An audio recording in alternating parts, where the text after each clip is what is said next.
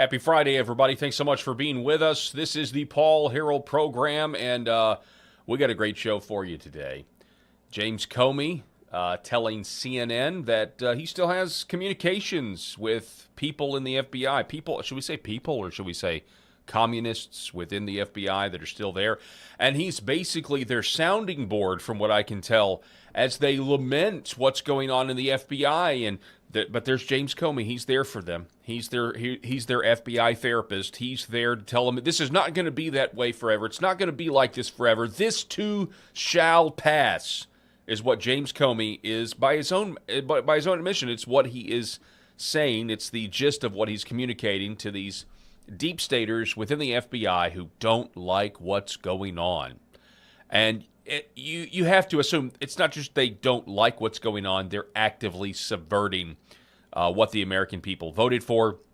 This is why I stand by the statement that President Trump should have totally abolished the FBI and started over from scratch. We're going to talk about this, as well as we've got more developments on these data centers. Do you know that the Speaker of the House for Utah, the Utah State House of Representatives, the Speaker of the House there, recently bought 600 acres right next to the new 46,000-acre data center? How does somebody do that? How does somebody get information to do that? Thanks to some citizen journalists, this is now out in the open. We're going to talk about it, and I suspect we'll be referencing the George Washington Plunkett quote from back in the day about Tammany men in New York. The Paul Harrell program starts right now.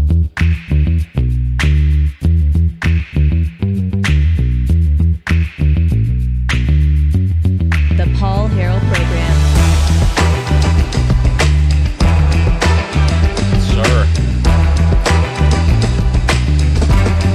Thank you guys so much for being with us on this Friday. I hope everybody out there is excited for a fantastic weekend and getting excited, getting ready for the Lord's Day coming up on Sunday. I know I am, and actually right now I'm just trying to figure out what we're going to have for dinner tonight. I don't think we're going to cook. We normally cook every night, but tonight I'm thinking about just ordering something in, but not really sure exactly what. But I'm getting hungry. I haven't eaten all day. It is 3 o'clock Central, 4 o'clock Eastern Time. This is our new time slot where we still are on for 2 hours. We just moved our start time back from 4 Central to 3 Central, so we appreciate that. And I think finally, I know we've got the cable worked out. I think there was a hiccup yesterday because I didn't tell the right people exactly when the schedule change was happening. But we're happy to be here. And it's just me today because it's Friday. I'm flying solo. Let's just dive in. The James Comey thing. So the question is, has the deep state been brought to heel? And obviously the answer is no. It's the deep state for a reason. It's a really big government for a reason, and the infighting continues. And it's more exposed than it was. I mean, there's more people now than ever that know what's really going on within our own government. Newsflash, it's not monolithic.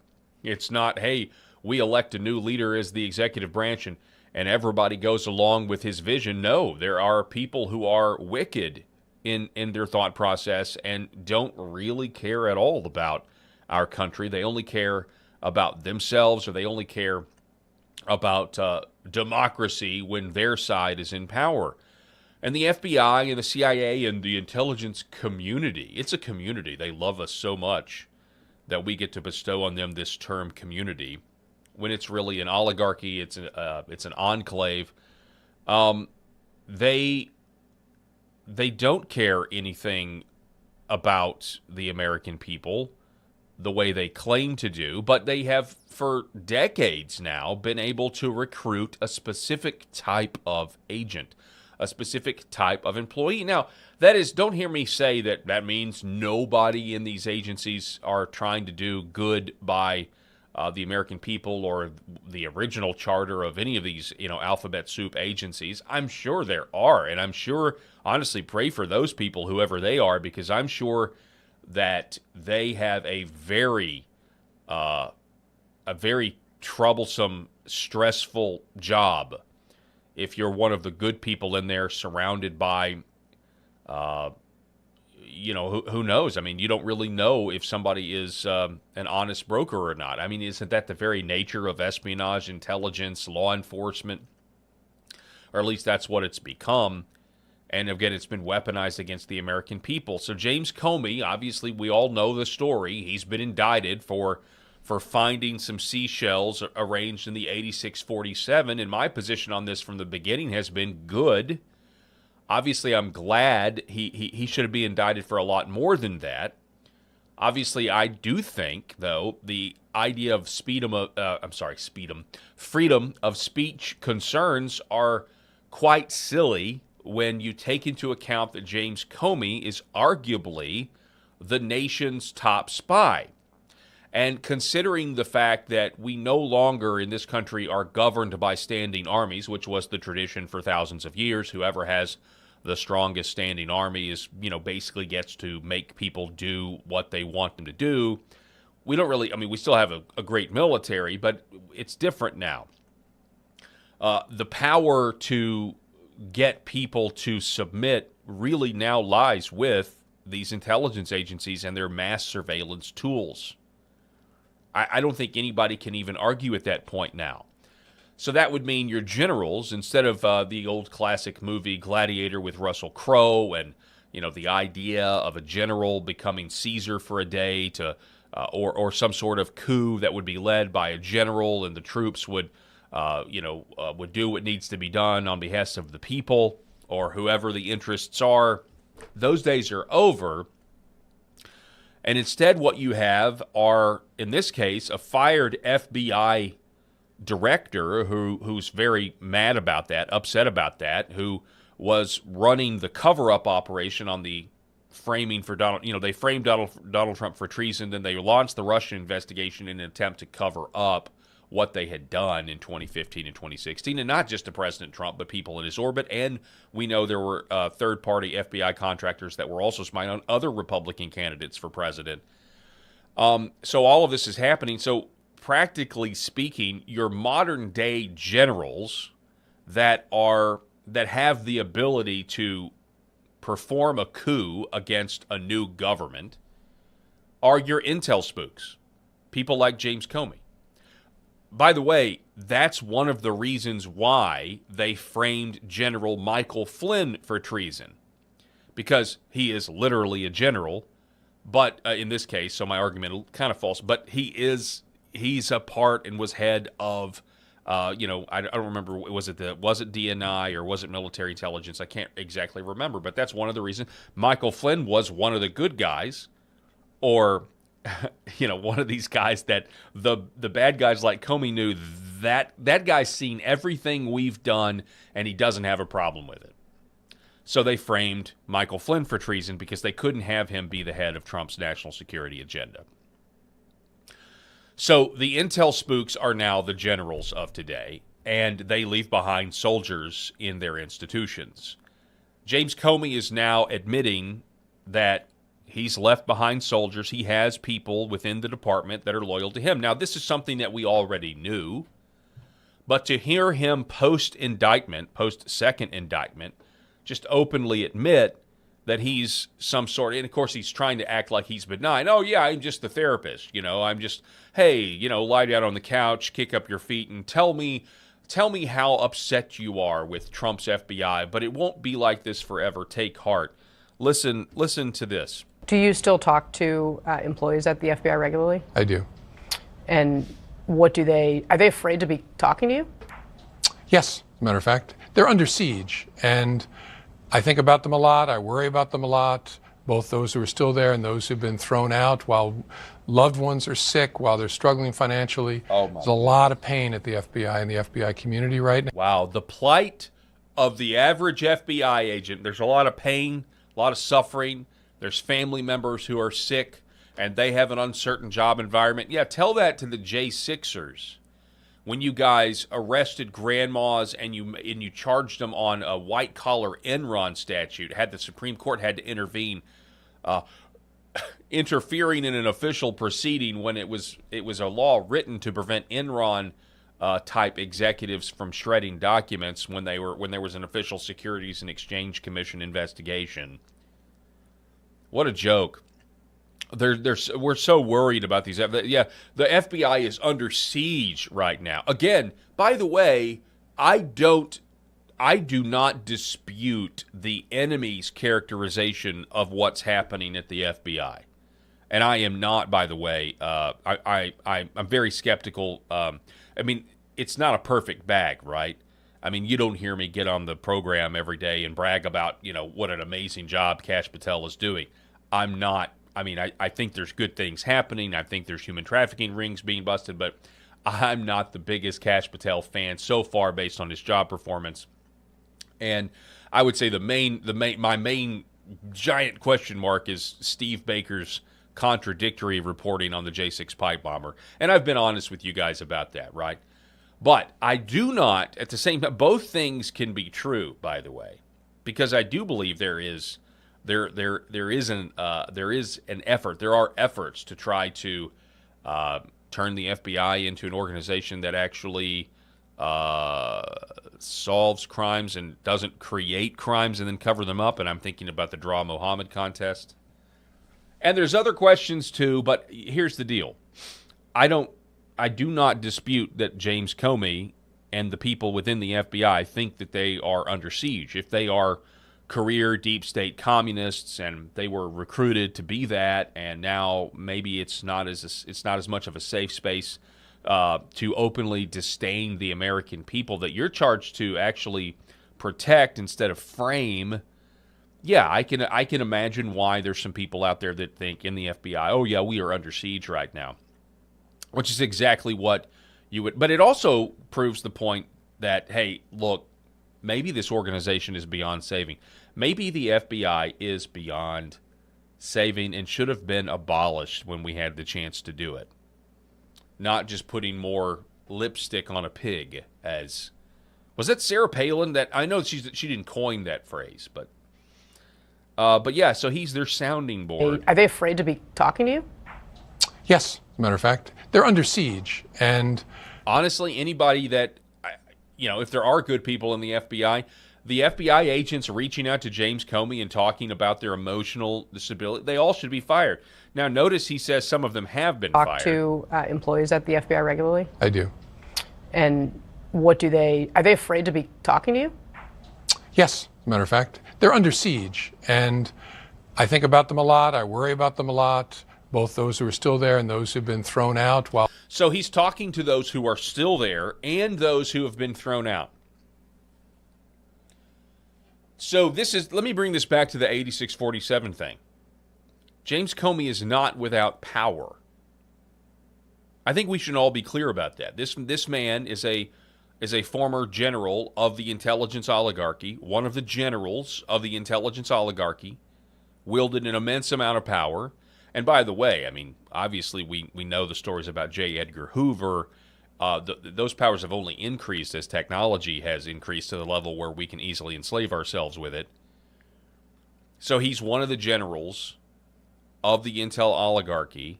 He had a lot of power. He's lost some of it, but the man still retains power because, incredibly, and this is what happens when you're just blind and you have scales on your eyes, incredibly, there's people in there who agree with him and they still think this guy's a Boy Scout. James Comey does such a good job. Well, I feel like we can all see through it. But, I mean, he's like a textbook example. I'm no psychologist, but the lies that he just effortlessly tells, it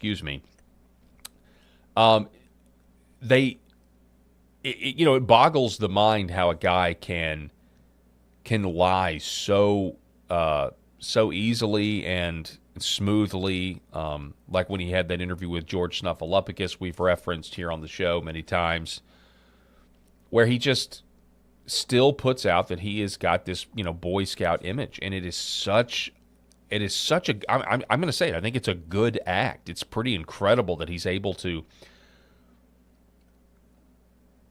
I don't know, maintain that level of deception the way he does.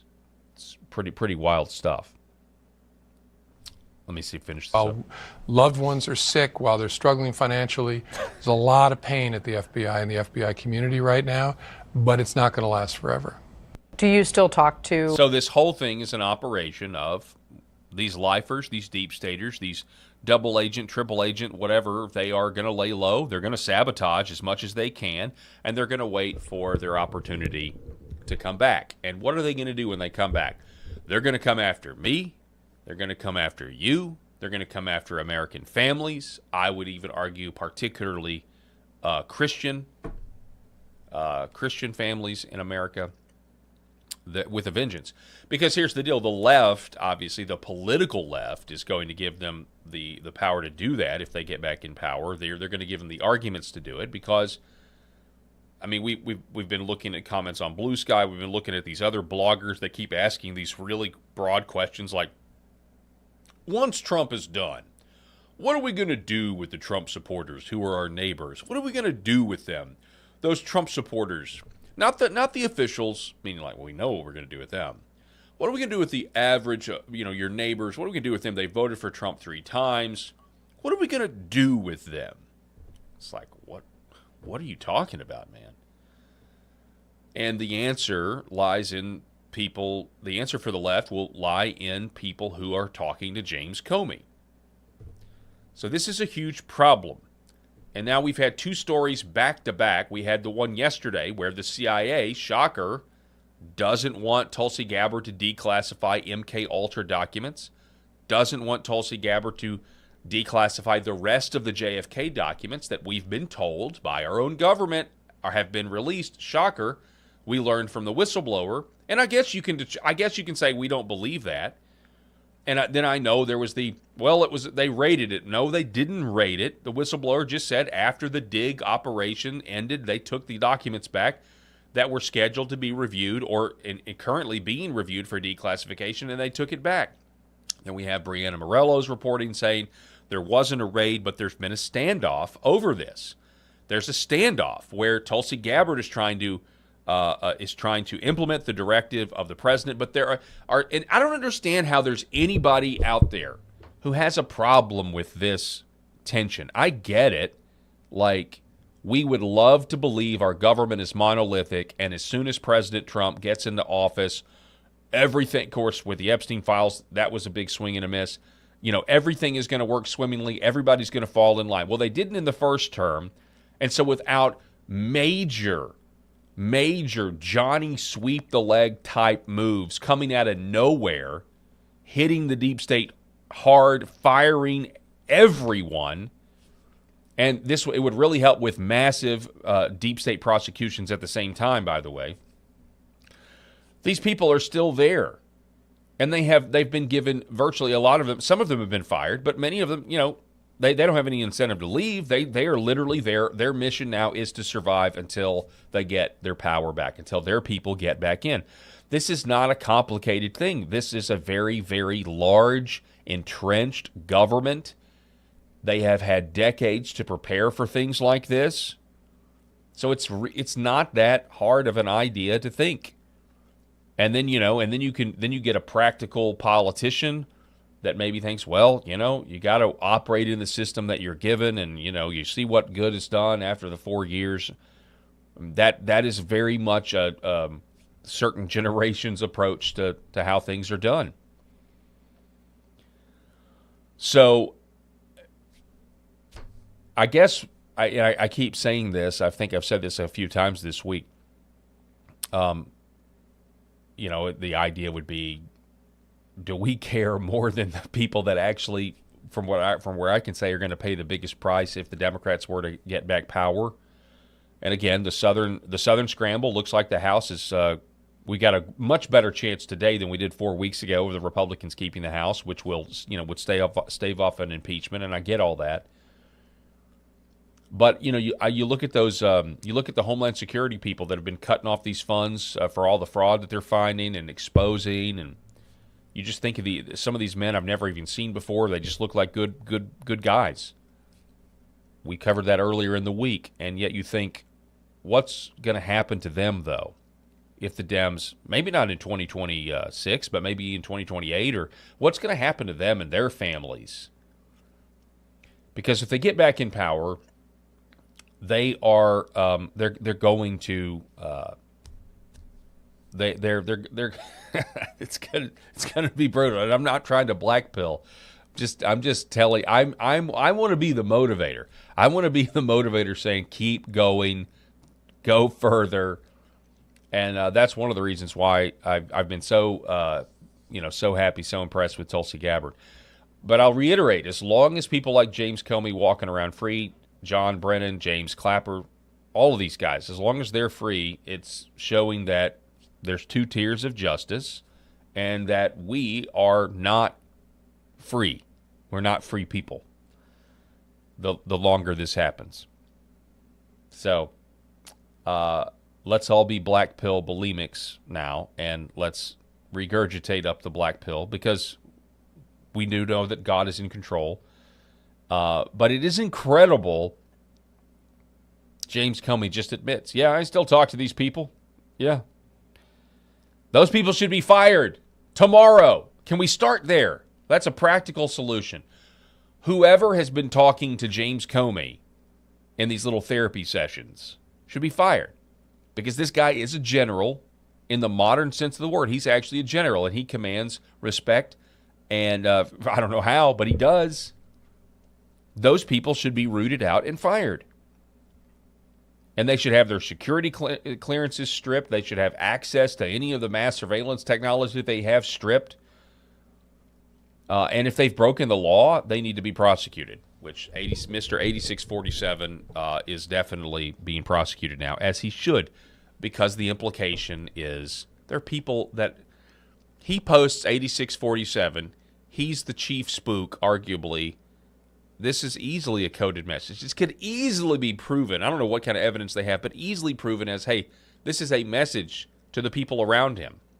This could have been a message to people in the Secret Service that are not loyal, in the FBI, in the NSA, anywhere. This could be a message, hey, we got to get rid of this guy. After he's already survived several assassination attempts that we know of. So you can't do that. I mean, can you imagine if it was a military general, like an actual military general doing this? But because he's the former FBI director, but we've got to start thinking of these intel oligarchs as military people, because that's what they are. That is where the real power is now, is the mass surveillance. The military are really, at this point, just the automated, they get their attack instructions, and now with the drone technology, if it comes to kinetic action, it's likely based on intelligence that's been gathered by the intel spooks and their mass surveillance technology. Something to think about. In other news, Congressman Brandon Gill, Gateway Pundit reports, destroys Soros-backed prosecutor for protecting illegal alien child rapist. This is by Jordan Conradson. So the background here, and I've seen a few of these. I've seen a few of these clips because this judge, or this prosecutor, is a leftist prosecutor, Descano. He's got a terrible track record where he keeps basically being lenient on, violent criminals or sex criminals. And we've obviously got an epidemic with that right now in this country. Matter of fact, I've got this other clip from a judge. Let's see if I can't find it. Where did that go? Yeah, here it is. We'll put these stories together because it makes sense. We've got the guy that was in Cambridge, the gunman there, Tyler Brown, that was just shooting up the interstate. We've now got the audio of the judge that let him out when he shouldn't have been let out, and that's stark and incredible. So, but let's do this. Brandon Gill on Thursday shredded leftist Fairfax County, Virginia Commonwealth Attorney Steve Descano for letting criminal illegal aliens, including child rapists, escape justice and releasing them back into the community. During testimony before a House Judiciary Committee, Gill forced the pro-illegal alien prosecutor to admit that his office policy puts weight into defendants' immigration status and so-called collateral immigration consequences when making prosecutorial decisions, including charges, plea bargains, and sentencing. This policy was seemingly used in the case of Jose Cortez Mendez, a Guatemalan illegal alien arrested in 2024 who was charged with carnal knowledge of a 13 to 14-year-old and received reduced misdemeanor charges with only 90 days in prison. So these types of people, you can go two paths. One is giving more of the benefit of the doubt. One is, well, they just bought the leftist mindset and they don't want to be racist and they want the world to not confirm stereotypes. They don't like the stereotypes are confirmed every day, and so da-da-da. Then there's the other one, which is, no, they actually hate their own people. They actually hate the people, and they want further crimes to be committed. Now, I know those are maybe two extremes, but I'm leaning towards the second option the more and more this happens. Well, whether their worldview, they're brainwashed, they're just ruling based on how they wish the world was, not how it actually is. Yeah, that could be. It makes for a really terrible judge. Either way, it doesn't really matter, honestly, because the consequences are people die, more people get raped, more people get murdered because of these judges that they themselves need to be held accountable. They themselves need to be charged for not following the law or using that discretion to the detriment, to the malicious detriment of the people, of innocent people. But here's Congressman Brandon Gill. Thank you, Mr. Chairman, for holding this hearing on a really important issue that I think a lot of Americans care very deeply about. Mr. Descano, I want to start with you. I've got a couple questions for you. I've got a document titled Guidelines for Plea Bargaining, Charging Decisions, and Sentencing. And it states that prosecutors shall consider the collateral immigration consequences of the specific crimes the defendant is charged with and the detrimental impact the deportation removal has on the families and communities who those removed will leave behind. This is a document, this is your official policy. This is not from your campaign website. This is the official policy document as well. Is that correct? Do you recognize this? Yes, you read a portion of the policy, sir. That's right. I'm not going to read the full thing. Oh, I don't expect you, sir. It's about 11 pages, so I'm not going to read the full thing.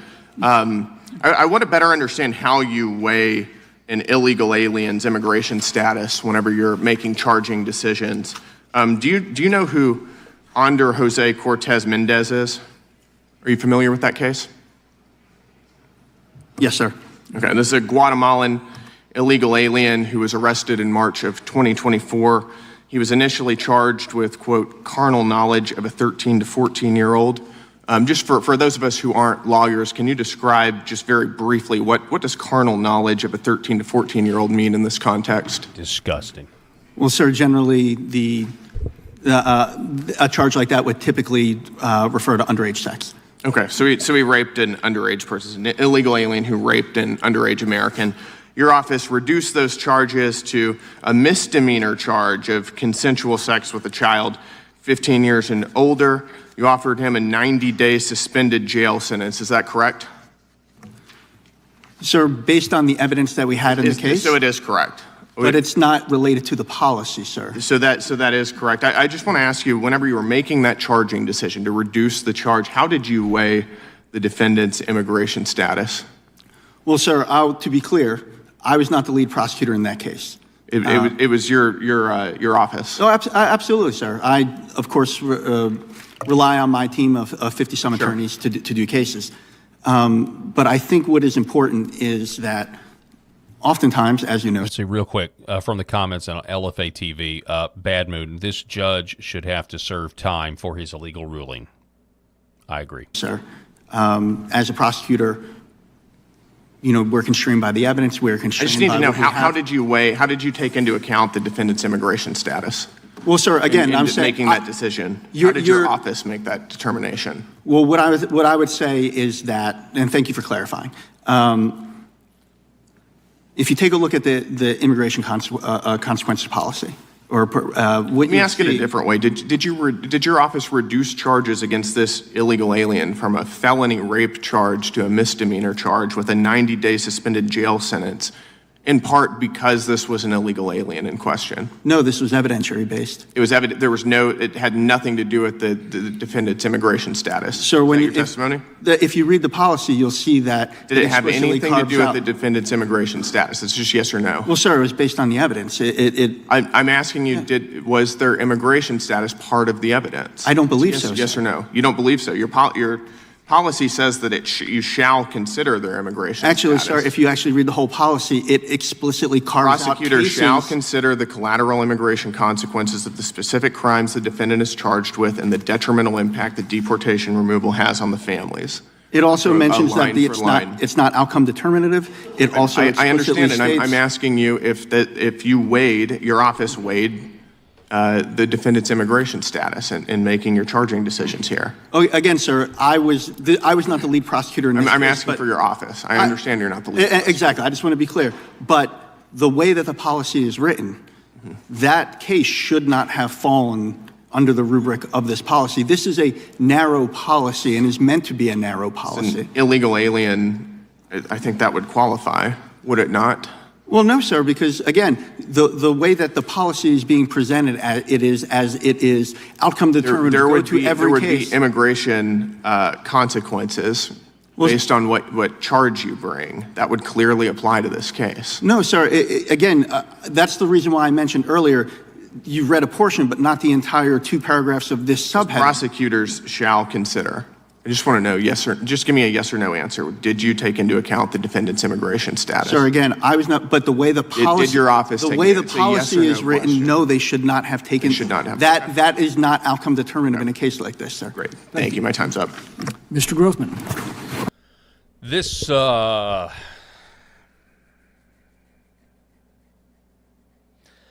you get tired of how civil it is?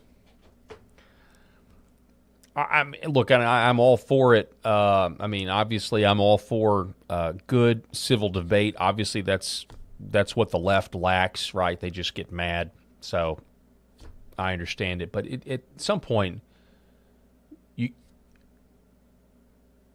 it's very frustrating that this guy just gets to talk his way out of the fact that this guy was going to be charged with felony rape of a 13-year-old and then just did 90 days in jail and got it down to a misdemeanor. And he's an illegal alien.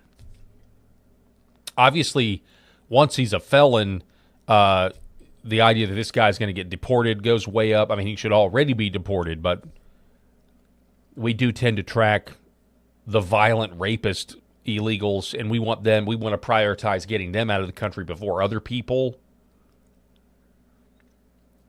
And then this guy just gets to sit there and defend his offices. Oh, it wasn't me, it was my office. The buck never stops with anybody anymore, it seems, unless it's the average American worker. And I just you watch that and you just think how long can the American people take this level of nonsense? I generally like Brandon Gill. I'm sure there's something I disagree with. I don't really know a lot about him. I know my co-host Rob really likes him, follows him a lot. The congressional hearing thing, though, does just get a little tedious. Like I like congressional hearings. I like when, quote, our guys, But what actually comes of this? What actually, is there any justice at the end of this?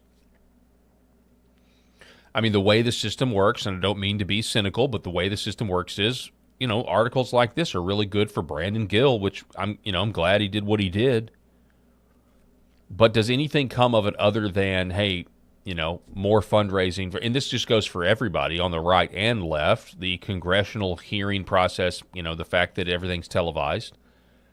You get to clip it up. You get to send the video to supporters. They like what you're doing. Okay, this is our guy.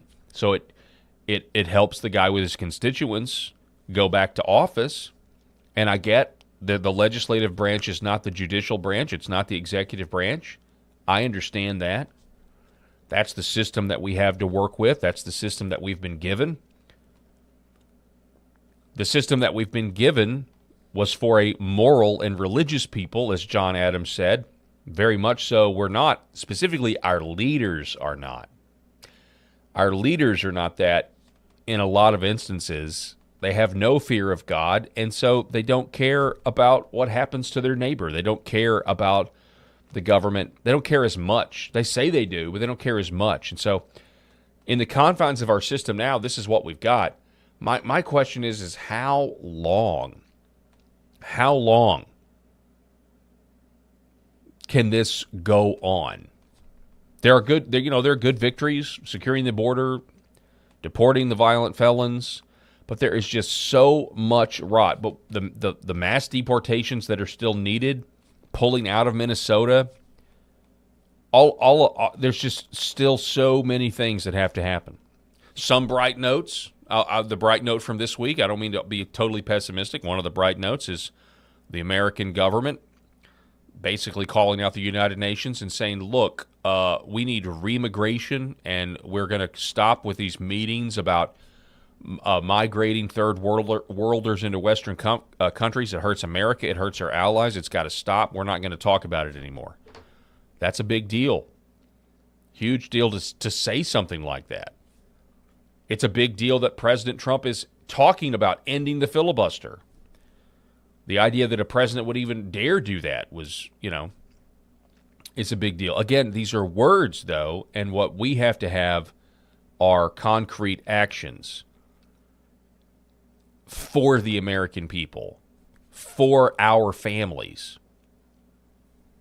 because the prospects of what is 3 or 4 steps down the road, which may be, several years the road, again, if the Dems get back in power, is full-blown mask-off communism. Full-blown mask-off communism. We've got, in the LFA chat, a few comments. Hartu, why do illegal rapists, murderers, criminals get special treatment? Because that's what's been handed down. Those are the instructions that have been handed down at this point. Let's see. Oh, yeah, I like this. So Jump Off, he or she writes, yes, but when it's this amount of wickedness, righteous anger is the correct response. I think these are questions that everybody is asking right now. Like, how long can this go on? After what this acceleration of the corruption being exposed, and we really and I think one of the biggest revelations on the show this week, if we just want to recap, was when Eric and Rob were talking about the amount of fraud, and more people are starting to put a dollar amount to it. And I know Musk tried to do this too when he had his 5 months at access to the White House, which was the $1 trillion number that year to year this country is being fleeced with, at least, and it's probably more, $1 trillion a year is wasted on people frauding the government. That's a whole nother can of worms. So, in keeping with the lawlessness theme, new audio from the judge who released Cambridge gunman Tyler Brown from Wall Street Apes. In 2020, Tyler Brown fired on police officers and only got 5 years in prison. He has a 20-year criminal record. Here is the judge releasing him. After his 5 years, this is the judge releasing him. This is the audio. Listen to this. Mr. Brown, I do realize I'm kind of taking a chance on you. And when people stand up, experienced police officers, experienced probation officers, and they tell me this guy is a danger to the community, then I hear that, and it gives me. I can't look into a crystal ball and figure out what's going to happen. Yeah, you don't have a crystal ball, but you've got stereotypes, and you've got his previous criminal behavior. So let's just start with his previous criminal behavior. The guy's only getting 5 years for shooting at police officers. Yeah, let's let that guy back out on the street. Once you get out. but I do understand experienced probation officers, and they tell me this guy is a danger to the community. Then I hear that, and it gives me, I can't look into a crystal ball and figure out what's going to happen once you get out. But I do understand that I am taking a risk here. Mr. Brown, She even admits the risk. Let him out anyway. The man goes on a street and just starts shooting at people. Insane. Civilizational suicide.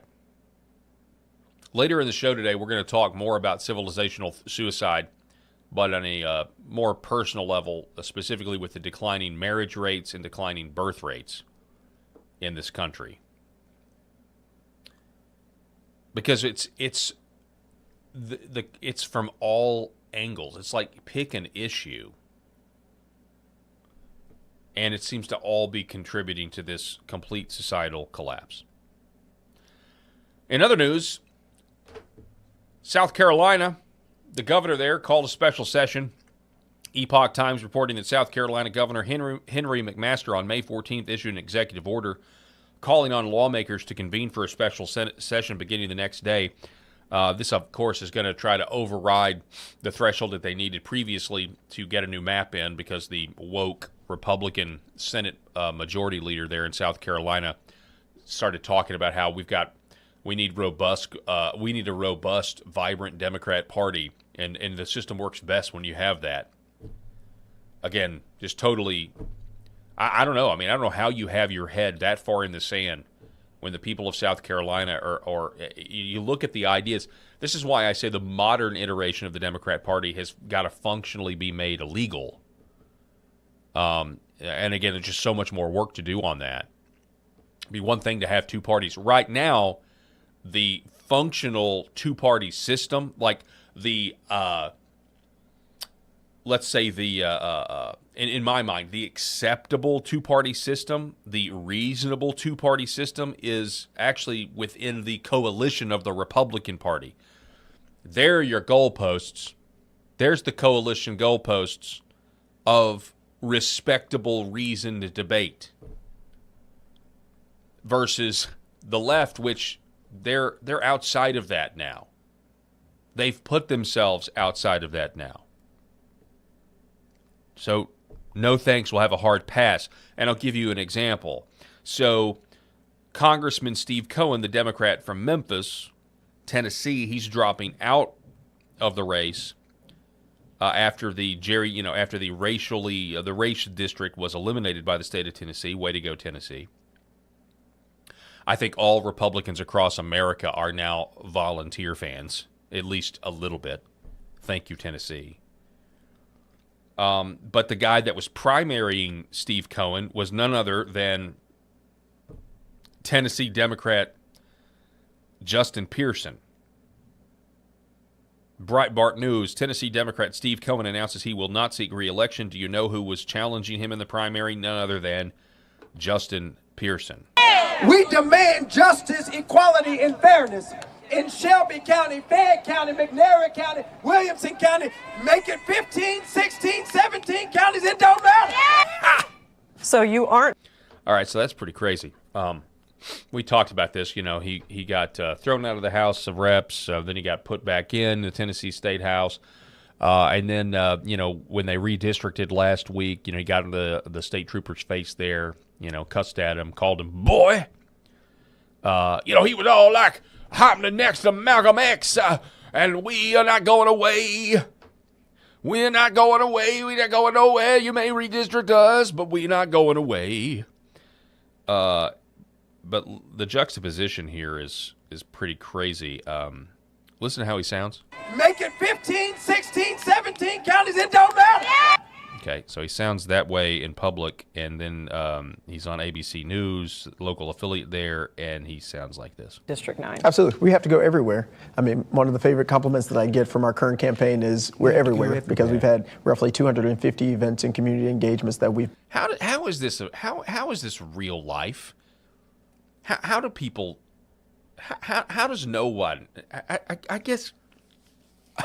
Again, functionally like the Democrat Party, the modern iteration of the Democrat Party, what it is now. It's just, sorry, you're not at the table anymore. And that's what Tennessee's done. Obviously, they use their political power to do it, which is what I'm arguing. I'm arguing to use political power to functionally make the modern iteration of the Democrat Party illegal, because it's just not conducive to protecting our civilization at all in any way, shape, or form. I mean, I know they may claim that, but this is just a small example of a symptom of this guy who he stands to make more money by being a caricature of a black person, a caricature of a black politician. But then when he goes on ABC, this local affiliate, he talks totally different. It's just insane. It's absolutely ridiculous. It's insane. All right, we're going to reset here. We're going to take a quick break. This is the Paul Harrell program on this Friday. We really appreciate you being with us. We want you to know about the red light panels that I obviously want you to buy. If you don't know anything about Red Vive Health and the great folks at redvivehealth.org/Paul, just go to the website first and foremost and check out the research, okay, about why you should use red light therapy, the type of light that's there. We have red light, we have near infrared light. These are two different spectrums, but they're in these panels. You have different options. And again, I know they are a pretty penny. Keep in mind, though, that there's a money-back guarantee. If you don't like it, if you don't feel the results, you will. There's also 0% interest financing, and you can check all that out, again, at redvivehealth.org/Paul, and you save 35% off of these machines. You can send it back if you don't like it, I think after 60 days. But nobody ever does send these things back. I talk to the folks at Red Vive all the time. People love these products. You feel the cellular energy, just a general energy boost because you're stimulating the mitochondria of your cells. Also has got incredible anti-aging properties because the red light, not the near infrared. The near infrared light is what penetrates deep into your bones and your tissues, your organs, and that sort of thing.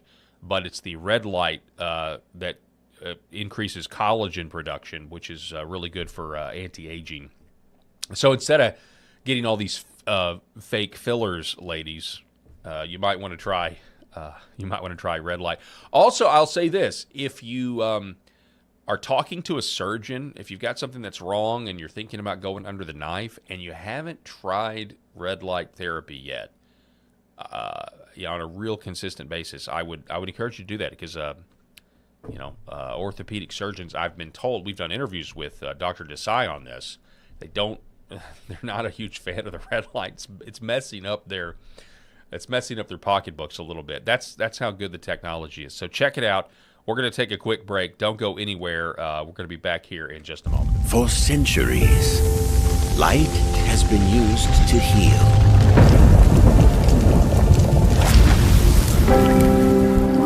Awaken the body with Red Vive. My name is John, and this is my beautiful wife, Lori, and this is our Star Wars Ewok. His name is Scout, and we have Scout for about 11 years now, and we started noticing about 3 years ago he started slowing down. He was unable to jump on the bed. He was kind of a little bit grumpier, and when my daughters, Macy and Mariah, would take him on walks, he would walk for about 30 yards, and then he'd lay down, and they'd carry him the rest of the way. So I heard about Pet Club 24/7 and about the products from a gentleman that I really trust and share a friendship with. And he mentioned to me that they have products that are going to help him with his arthritis, help him build his immune system. And I said, okay, no problem. Let's try them out. And I kid you guys not, within about 2 to 3 days, we started noticing a little difference. And then we took Scout on a walk probably about a week after we started using the products, the mush puppies, and he would walk the entire way. He would walk at least a mile, and it's just been completely amazing. He's a new dog. He's 11 years old, which is around 80 years in dog years, and he's just happy. He's more energetic. He's not the grumpy old man he used to be, and we're just so thankful. And it was perfect timing because we lost our boxer Yankee about 1.5 years ago, and it was really hard on us. So I'm so thankful for Pet Club 24/7 for the products that they offer. Imagine if you could have your best friend around one more day or one more week or even one more year. I'm so blessed and thankful that we were able to find this company and find these products for Scout. So thank you guys. Give it a shot. We appreciate you. God bless everyone. Behind every precious life, there was a choice. Behind every family moment, behind every special memory, there was a choice. A life of joy. A life that is beautifully and wonderfully made. At 7 Weeks Coffee, we are funding the pro-life movement, one cup at a time. Will you let your coffee serve a greater purpose?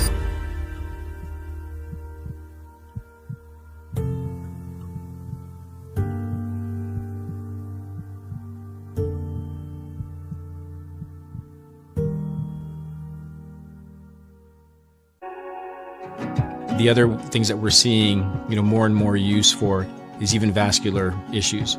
So one of the mechanisms that red light, near-infrared light, or red VIVE works is stimulation of the mitochondria and stimulation of nitric oxide production. So when nitric oxide is released in cells, it vasodilates cells. It reduces inflammation. It moves blood. It brings blood flow to areas. So folks that have issues with ulcers or burns or wounds, it can help stimulate increased blood supply, and you need blood to heal. So that can open up different avenues for peripheral artery disease, for neuropathic pain syndromes. And so that's one of the other areas for nerve injury or nerve pain that we can leverage this type of medicine.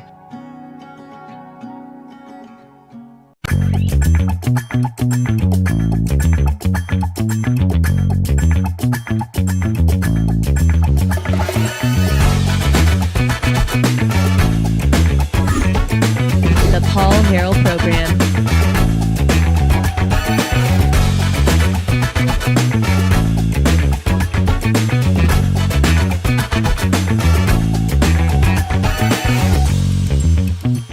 Happy Friday, everybody. Welcome back to the show. I want to remind everybody to like, share, subscribe to the video. Whether you're watching on LFA TV on Rumble, make sure that you follow, go to the website, go to Twitter, all of that stuff, or X. If you're watching on the Paul Harrell Program YouTube channel, please subscribe to the video and click the little bell to receive notifications. We would very much appreciate it. We haven't paid any attention to this Spencer Pratt Los Angeles mayor's race. One of the reasons is it's the same reason I didn't really pay any attention, very little attention to the Mondani race in New York or LA. I mean, New York, Los Angeles, I get it. I mean, I feel for the people there that are still there that are not down with the woke sex religion and how they want it to govern everything they do. But at the same, I mean, I guess I kind of go a little League of Shadows like Rob does with the city of Memphis. I'm just kind of like, I don't see how there's, I just kind of feel like it's a waste of time. However, you got this guy, Spencer, I think it's Pratt, right? He's running this campaign in Los Angeles and making the mayor there, who's a card-carrying communist by the name of Karen Bass, really just exposing her record and how terrible it is. There's been a few campaign videos. Some of them, have some language in them, and so I've kind of avoided it just because I try to do that as much as I can. Sometimes it's unavoidable, but there's a new one out. There's a new campaign out set to the old Lego theme song, Everything is Awesome. And so people are marveling at Pratt and his ability to, really campaign and expose that the emperor has no clothes. Listen to this. Everything is hell when you're part of the. We'll go one more time. Sorry, I didn't have it. Everything is awful. Everything is hell when you're part of the scene. Karen Bass is awful and burning down our streets. Dirty needles, human waste. We just named two awful things: a stolen car, a burned down house. You know what's awful? Everything. Moms in shock, hit the locks. A camp of addicts down the block. Lots of a very big mess. Awful scenes are not the best. Kids, traps, and crap, they're awful. Crack, smack, and shacks, they're awful. Slums, and scum, and bums, that's awful. Everything you see or smell or touch is awful. Karen, this is awful. Everything is hell when you're part of her scene. Everything is awful. And she's killing our dreams.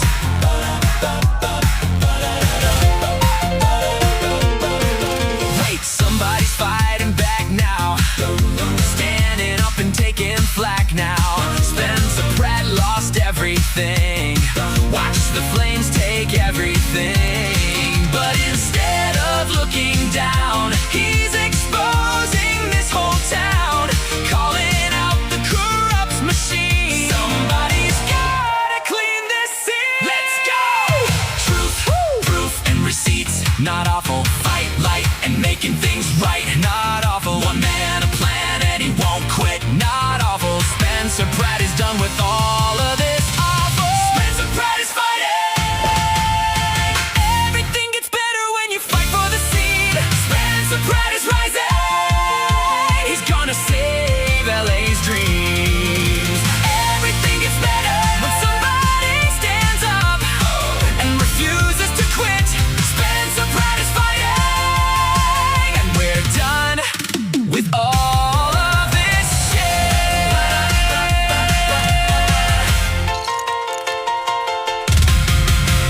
Wow. It's crazy, the evolution of campaigns, isn't it? It's wild sitting here to think that this is, I mean, it's effective. I'm not saying it's not. It's just wild to sit here and think the evolution of campaigns.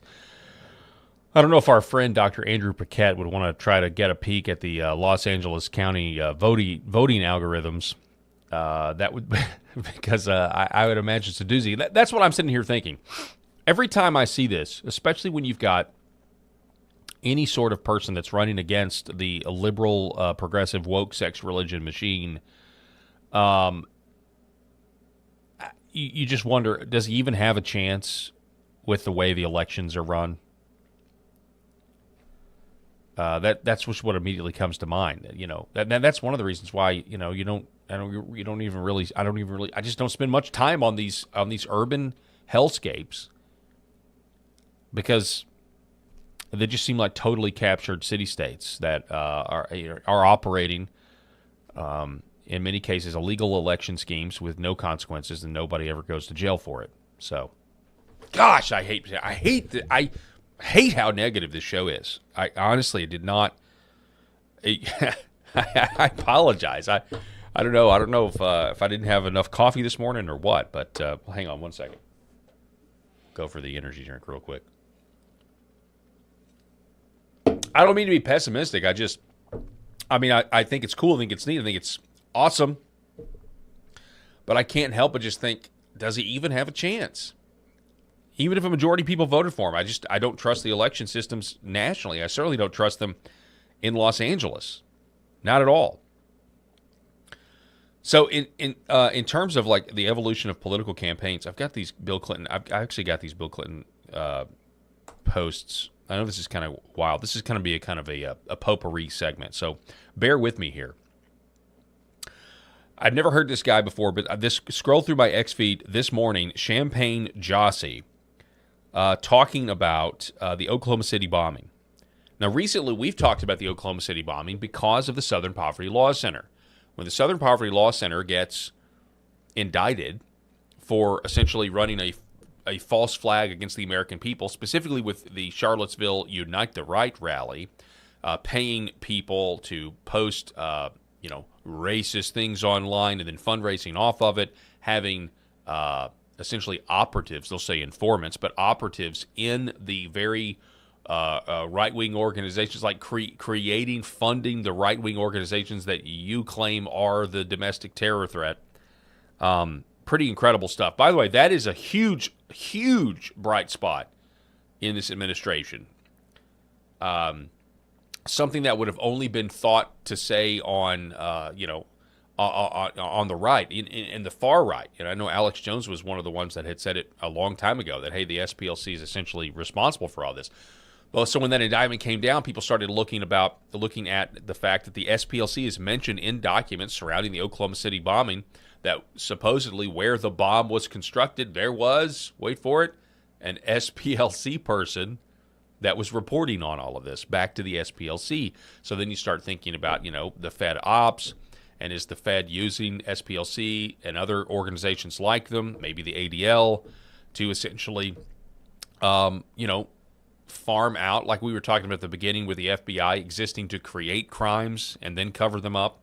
And there's a lot of questions about the Oklahoma City bombing.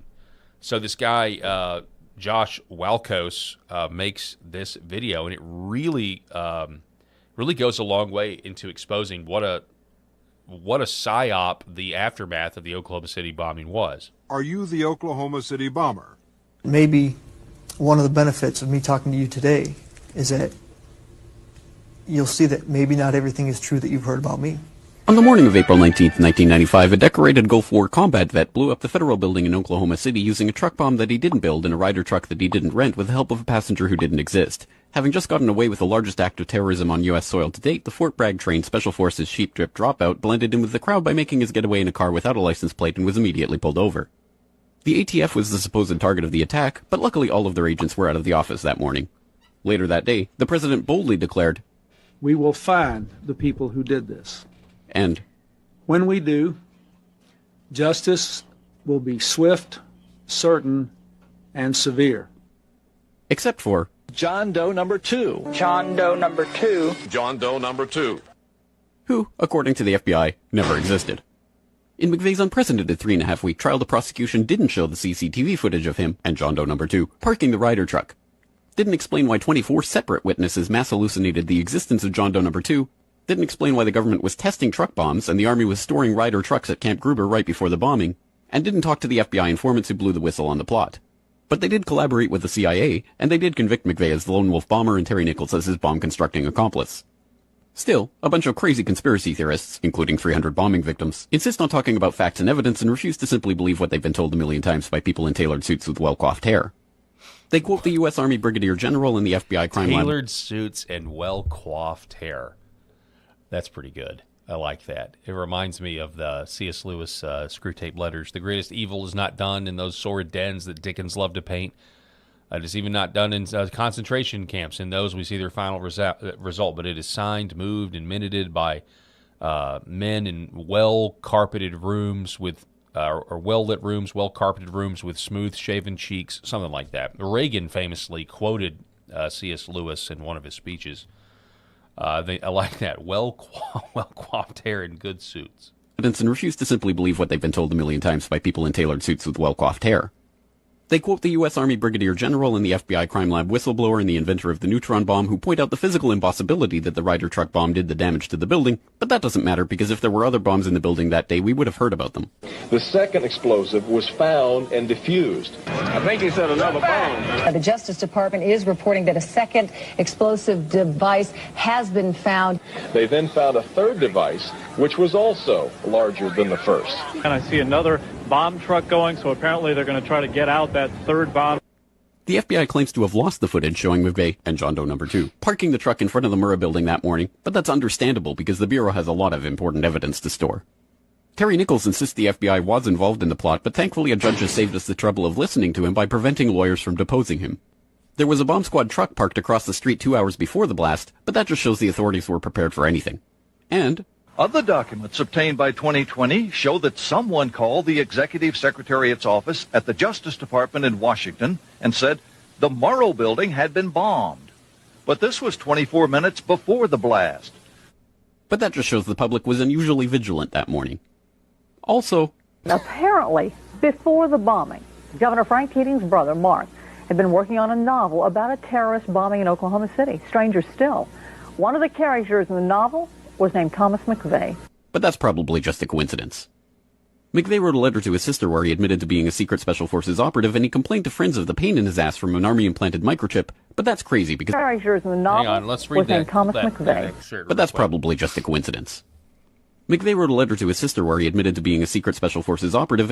helping the CIA fly drugs into the U.S. Hell, who was president at the time? Yeah, that's right. You got to talk about the Mena airport if you're going to talk about Bill Clinton's political career getting skyrocketed and made arguably one of the most powerful political families of the world. And he complained to friends of the pain in his ass from an Army-implanted microchip, but that's crazy because if he didn't actually leave the Army in 1991, there would be proof of that. There he is in 1993. McVeigh was not executed on May 16, 2001 as scheduled because the FBI had failed to turn over thousands of pages of evidence to McVeigh's defense attorneys. But the execution went ahead on June 11th. In a highly unusual and secret agreement, no autopsy was performed. One witness said he was still breathing, and the prison officials admitted his hearse was a decoy. I hadn't heard that one. The case was officially closed. And if you question any part of this story, you are a paranoid, wingnut, birther, truther, tenther, prepper, conspiracy loon who'd bring up any of these points ever again. Ever. This message has been brought to you by the friends of the FBI, ATF, DOJ, CIA, SPLC, MSN, and the U.S. Army. SPLC gets mentioned. Friends of the SPLC. Oh, that's pretty wild. So in the aftermath of the Oklahoma City bombing, Bill Clinton did a press conference where he talked about how we've got free speech and we love free speech, but we hear so many loud and angry voices in America today whose sole goal seems to be to try to keep some people as paranoid as possible and the rest of us all torn up and upset with each other. They spread hate. They leave the impression that, by their very words, that violence is acceptable. You ought to see, I'm sure you are now seeing the reports of some things that are regularly said over the airwaves in America today. Well, people like that who want to share our freedoms must know that their bitter words can have consequences, and that freedom has endured in this country for more than 2 centuries because it was coupled with an enormous sense of responsibility on the part of the American people. So this was an attack. It was largely seen as an attack, certainly was interpreted by him, as an attack on Rush Limbaugh. Clinton was no fan of Rush Limbaugh. He famously said this. We're working exactly, but I tell you, I have determined that I'm going to be aggressive about it. After I get off the radio today with you, Rush Limbaugh will have 3 hours to say whatever he wants. Would you like? And I won't have any opportunity to respond. And there's no truth detector. You won't get on afterward and say what was true and what wasn't. Would you like so to? All I'm telling you is I'm going to be far more aggressive because the American people are entitled to know what's going on good in this country. And when I go over... Boy, it all sounds... It's just the same thing. It's just like the same thing. Same dance, different tune. You know, history doesn't repeat. What do they say? It doesn't repeat, but it rhymes. It's kind of wild. But I will say you do see the evolution. Just listen to the way he talks versus that Spencer Pratt Lego cartoon saying, we're tired of this excrement. I'm telling you, man, it's pretty crazy. It's nuts, actually. It's a good thing, generally speaking. And this is what the Internet's done. But notice, you know, you're already hearing this. You know, you hear the modern day version of this from some voices about the free flow of information on the Internet. It's just so when you hear that, you know, what are we going to do about people on the Internet? That we need to give them a digital ID or whatever they're going to say. Just think back to Bill Clinton. Back when you had total mainstream media saturation. Whatever they said went. There was no Internet the way there is now. It was totally whatever Barbara Walters or Hugh Downs or Peter Jennings, whatever they said went. Excuse me. And you hear the same thing. And the only person, the real, you know, in reality was Rush Limbaugh's syndicated radio show. And, you know, where he had 3 hours a day, and they couldn't stand that. And it was just radio. It wasn't even TV. It was just radio. It was just this old medium that he brought back from the dead. And we now see that in these podcasts, by the way, the popularity of podcasts, the popularity of long-form content, and they still hate it. and they're once again going to try to figure out what to do with us. It's the same complaint from those who are actually in power. You know, Rush Limbaugh didn't have power. Bill Clinton had power. So, anyway, just keep that in mind. Now, speaking of people who have political power, I want to introduce you to a man. Actually, before we introduce you to the man, I want to introduce you to a quote. A quote from a newspaper interview in 1905. It's a quote from a man by the name of George Washington Plunkett, who was a Tammany Hall political boss. And this is the quote. I first heard of this quote in a book it was a book written by a guy by the name of Jay Cost. I interviewed him one time, but I can't remember the name of his book. But it was about how the 17th Amendment was garbage, and it actually really hurt this country when we went to the popular election of senators instead of by the state legislature. But tell me if this doesn't sound familiar. Everybody's talking these days about Tammany men growing rich on graft. But nobody thinks of drawing the distinction between honest graft and dishonest graft. There's all the difference in the world between the two. Yes, many of our men have grown rich in politics. I have myself. I've made a big fortune out of the game, and I'm getting richer every day. But I've not gone in for dishonest graft. Blackmailing, gamblers, saloon keepers, disorderly people, etc. And neither has any of the men who have made big fortunes in politics.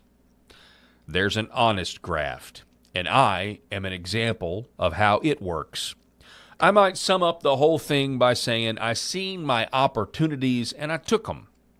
Just let me explain my examples.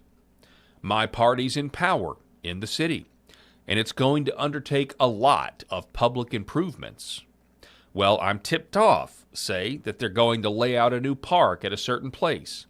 I see my opportunity, and I take it. I go to that place, and I buy up all the land I can in the neighborhood.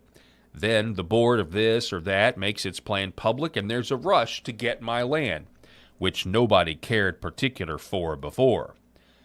Ain't it perfectly honest to charge a good price and make a profit on my investment and foresight? Of course it is. Well, that's honest graft. Now, I think you and I would both agree that that is not honest, and yet it's legal to do. Enter Utah Speaker of the House, Mike Schultz. That's what he looks like there. Here it is. Mike Schultz, everybody. Well, there is a post out there by Tennessee Holler. We have some people on TikTok from Elevate Utah, Elevate_Utah, and they have discovered that the Speaker of the House, Mike Schultz, bought 640 acres of land right next to the data center site just 2 months. This big data center, 46,000 acres, 2 months before it was announced, Mike Schultz bought 640 acres of land right next to the data center. Listen to this. So after Kevin O'Leary went on Fox News to accuse us of being operatives for the Chinese government, we did not back down on the data center. In fact, we actually dug in more. So today's fresh hill is that Utah Speaker of the House Mike Schultz owns 600 acres near the Stratos project site. As one normally does, we were scrolling around looking at the parcels of land that are right around the proposed data center. And wouldn't you know it, we happened upon a little parcel of land with the owner name being labeled as Mike Schultz Inc. And it doesn't take an investigative journalist to find that it is in fact owned by the Utah Speaker of the House, Mike Schultz. And these two combined parcels of land total up to about 640 acres. And that 640 acres is just about 3 miles away from the Stratos project site, right next to the freeway interchange. Huh, that's coincidence. So like any normal person does, you go to the Box Elder County Recorder's office and you pay $1.50 and you can get the deed for that land. And wouldn't you know it, but this piece of property, Mike Schultz bought on January 3rd of 2025. And then to put the cherry on top, all of this land he bought for, quote, $10 and other good and valuable consideration. Apparently, this is like a legal term, the $10 and other good and valuable consideration that people use because in Utah, you don't have to disclose how much you bought this property for. So people put $10 because it satisfies what is legally required without having to disclose exactly what they paid for it, if anything. We are not saying that Speaker of the House Mike Schultz bought this because he knew that there was a data center project coming. In a recent interview, he said that he only found out about this project in April with everyone else. But what we are saying is it is a pretty big coincidence that he owns this much land right next to this data site that he bought last January. He calls himself a farmer and a rancher. But what you might not know is that before he was a farmer and a rancher, he was a developer. Mike Schultz is also a millionaire, and his most recent conflict of interest disclosures list 25 business entities, all of those ranging from hotels in Hawaii to real estate to apartment buildings to his private plane. So Mike Schultz does own some farming and ranching land near Hooper. Said correctly.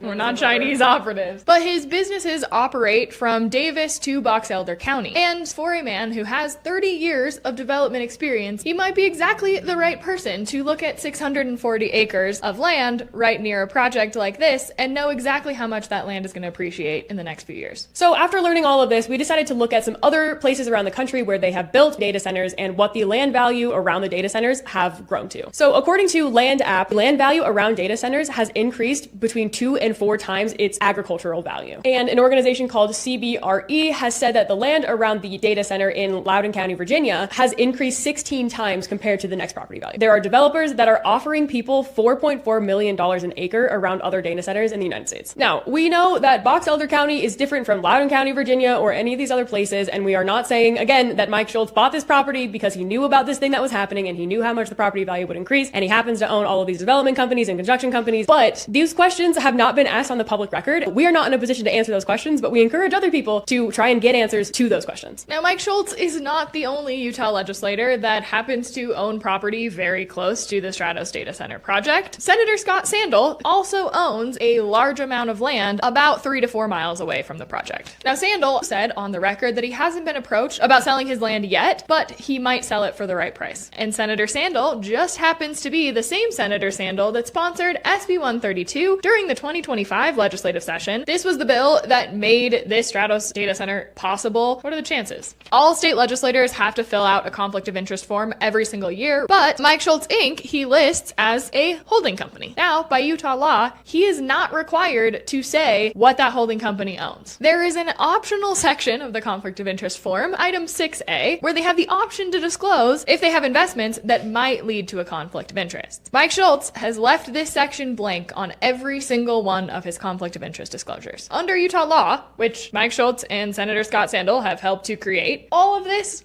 is completely legal. Ethical? So if Kevin O'Leary can go on national Fox News and accuse us of being Chinese operatives and ask to audit our books, I think that we should propose some audits of our own. Maybe the timing of all of the meetings that Kevin O'Leary had with state leaders, there are contradicting reports, an audit of the deed and the $10 that Mike Schultz spent, plus his other good and valuable considerations to buy these 2 parcels of land, to be auditing the holding companies and disclosure forms laws around our Utah legislators. Maybe we should audit the people who stand to benefit from a project like this and how much their messaging has changed given the public pushback. Because this is a continued pattern that we see in Utah where people in power and people with money are continuing to get more power and more money off the backs of everyday Utahns and destroying our environment while they're at it. If you want to see the full documentation or a beautiful interactive map that Jackie made on Google Maps of where all these parcels of land exist, you can go to our Substack, go to elevateutah.news, and you can see that. And if you once again would like to buy a hat to tell Kevin O'Leary that he is an idiot and his hat sucks, you can buy one of our hats that says Utah Nature Security, and that link is in our bio. We're going to have to cut off the orders at some point because we have gotten so many, so thank you. So corruption is everywhere, and it's not just in Utah. It's in all 50 states, stuff like this. But it is fascinating. You say the parcel of land. Let me see if they can show that again. Yeah, there it is right there. So I'm assuming the Utah Data Center, let's see if we can, does this help? I'm assuming that the Utah Data Center is here with it, where the square is, and then down, let's see if we can make this work. And so then down here, here's the freeway. So the land he's buying is right here. So this would be, I guess, very good, very profitable land to buy if you, needed a service station, gas station, a Buc-ee's, something like that. it'll go for a pretty penny because the Utah data center is right there. That's essentially what the allegation is. And again, I'll just reference back to, like they said, it's totally legal. And again, George Washington Plunkett would describe it as, quote, honest graft. My party's in power in the city. They're going to undertake a lot of public improvements. I'm tipped off. They're going to lay out a new public park. I see my opportunity. I take it. I go to the place. I buy up all the land. Then this board or that makes it public. And then there's a rush to get my land, which nobody cared particular for before. So this is obviously not something new. Again, that's Mike Schultz, the Speaker of the House for the state of Utah. It's obviously not a new phenomenon, but it also doesn't make that it mean it's right. And is it perfectly legal? Yeah, it's legal and it's wrong. And the American people are sick of it. And the only question is, how long are we going to put up with this? How long are we going to allow this to happen? That really is the only question here. Great work. I don't know anything else about these Elevate Utah girls. I really don't. I don't know their politics specifically, but if they're on anti-corruption, consider me on that team as well. Anti-corruption, because I think that means certainly something that we can all agree on. It's got to stop. And specifically with these Utah data centers, here is Ansley Brown talking to another homeowner about the fight to save their land from eminent domain because of a data center in Georgia. Hey you guys, it's Ansley Brown on the fight to save my mom's house from eminent domain. Here I am today with another mother and a homeowner who this is affecting. What is it taking from her? Look behind me. It's taking this entire backyard, the pool and everything. Tell us about it.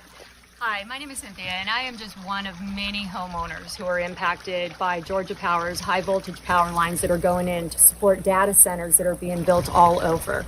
We were informed that they were going to come in and take more than half of our property. They are going to demo all of these trees, playhouse, fence, fire pit, the pool, the spa, all of this, including our two neighbors' houses. They're completely demoing theirs. This easement is only going to be 12 feet from our house, 12 feet from our bedroom where we sleep. Now, they did say that they would take the entire house, that they would purchase the entire house. However, that purchase is based off of their own appraised value of the house, which is significantly less than our appraised value for the house, our own private appraisal. So it's not also sufficient enough to replace what we have. We have been told many times by them that they don't have to buy the house. They can only buy the easement, which would just decimate everything, every single thing, the pool, all of this, everything that we have spent 17 years building. It would be a financial devastation because we would never be able to rebuild this, especially at our age. And this is the only home our daughters have ever known. Georgia Power is owned by the Southern Company. The Southern Company is a $105 billion market capital company. They are bigger and just as big as the four combined capital markets of the four major airlines in the United States. Delta, United, American, and Southwest combine their market capitalization, and that equals the Southern Company, who owns Georgia Power.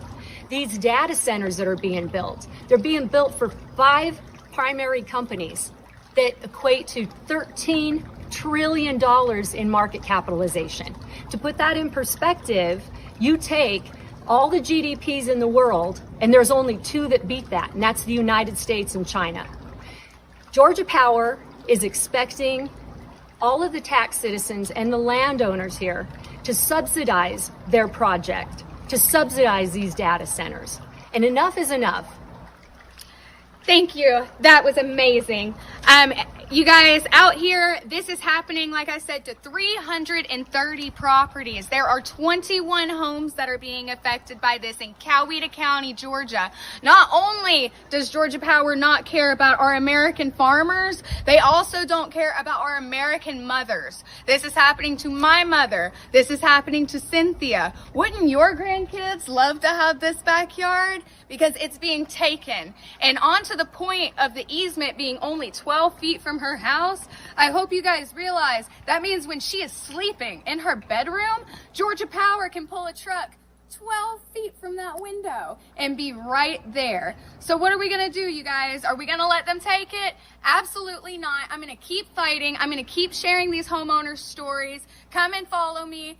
Thank you, Cynthia, so much. Thank you, guys. Keep fighting. That's the, I can guarantee you that's the most American video you have seen today. And, you know, you're going to hear from, you know, people like Kevin O'Leary and others that, hey, this is a national security, you know, we got to do this. We're in this AI arms race. I don't deny. I don't deny that other countries are in this AI arms race and they want to be dominant and everything else. I don't deny that at all. But what are we gaining from any of this?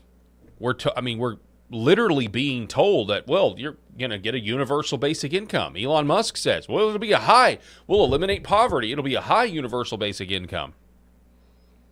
That's what we're being told. And in the meantime, we're supposed to stick our head in the sand, you know, all because of Project Stargate and you know, this is what Silicon Valley wants.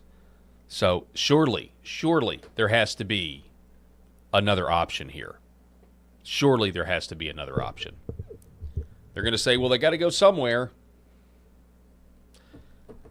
American people are, man, I'm telling you, the American people are not going to put up with this.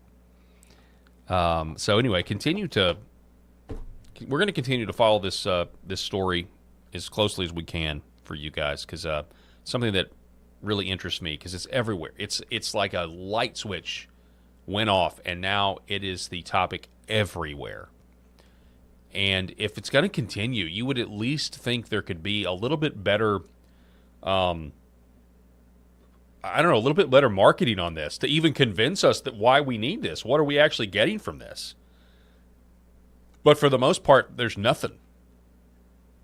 There's nothing. I didn't know that the Elevate Utah people have been accused by Kevin O'Leary of being Chinese spies. That's a new one for me. I hadn't heard that.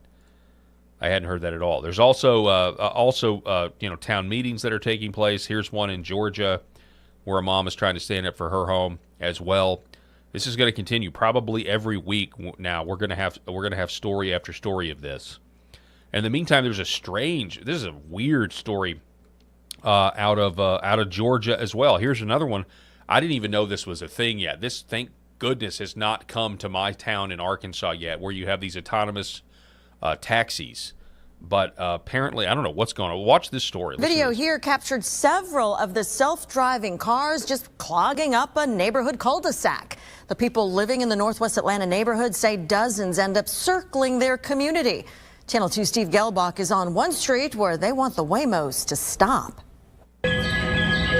It's almost every little cul-de-sac around our area, so I think it's a real problem. Waymo after Waymo after Waymo enter this dead-end street, usually early in the morning. I think yesterday morning we had 50 cars that came through between 6 and 7. Neighbors on Battleview Drive started seeing the autonomous, driverless cars 2 months ago, but the groupings and large number of Waymos just started circling in and out in the last couple weeks. They even shared video with us when neighbors used this little guy to put him right out here in the street to block the Waymos from getting into the cul-de-sac, and you can imagine what happened next. It's crazy. At one point, 8 Waymos that were stuck trying to figure out how to turn around. The Waymos are empty and not picking anyone up, and parents are worried, not only calling it excessive, but dangerous. We're families, we have small kids, we have animals and pets, we've got kids getting on the bus in the mornings, and it just doesn't feel safe to have that traffic. Neighbors reached out to Waymo and have not got a response. They've also contacted their council member, representatives, and GDOT, and don't know what to do. We would just let the rise of the Neo-Amish is for sure going to be a thing. The rise of the Neo-Amish will be a thing. And there was that one movie, I can't remember what it was called, with I don't know the title of it. People have made the comparison with this video here, but I can't remember. It was Julia Roberts was in it. Where they had that weird scene where all these autonomous cars were driving themselves. I don't know. It is creepy, man, and people are going to get so sick of this, and they're going to want to know that the people they're interacting with, they're going to want to interact with other human beings that have a soul, versus all of this soulless technology that's coming our way. I really do believe that. All right, we have to take a quick break, a 2-minute break, reset here, because we got a local break that we have to get to here today on the show. So we're going to take that break now, and we're going to be back here in just a moment. This is the Paul Harrell Program. Don't go anywhere. I got a lot to say about the decline of the American family in marriage and birth rates when we come back, and you don't want to miss this next segment. Back in just a moment. Why is Red Vibe different? What sets it apart? What sets us apart from the standard red light panels? This is a medical grade device, and what that means is the red light bulbs and the near infrared bulbs have very specific wavelengths. If you think about the wavelength as the medicine, the 635, the 670, the 810, the 850, those were specifically chosen because those are the most powerful effectors of the cells. So those specific wavelengths, when they get into our body, when they affect our tissue, they spike energy production, they help with nerve pain control, they increase stem cell counts. There's very specific mechanisms that those specific wavelengths work at, and that's the medicine. So if you think of, say, medicine as an Advil or a specific steroid or a blood pressure medication, the wavelength is the medication. The other part of that, whenever you take a medication, is dose. Right? So you have the medication. So if you take 1 milligram of Advil, and the average dose of an Advil is 200 milligrams to 800 milligrams, it's not going to work. That doesn't mean the medicine's bad. It just means you didn't take enough. Right? And so even if you have the right wavelengths, first you have to have the right medicine, and then you have to have the right dose. And to have the right dose, you have, in light therapy, you have to have enough energy. So you have to have a powerful bulb. The LED bulbs, or light emitting diodes, have a specific wavelength, and that wavelength is the medicine. And the wavelengths that have been studied and published on that are the most powerful in affecting healing and the changes that we want to see with our bodies and our health are the 635 wavelength, the 670, 810 nanometer wavelength, and 850 nanometer wavelength. Those are all going to affect the mitochondria, the cytochrome C oxidase, and affect those powerful long-term changes and affect that downstream pathways. And that's what you get with Red Vibe devices. The highest efficacy, the best wavelengths, concentrated to help your health.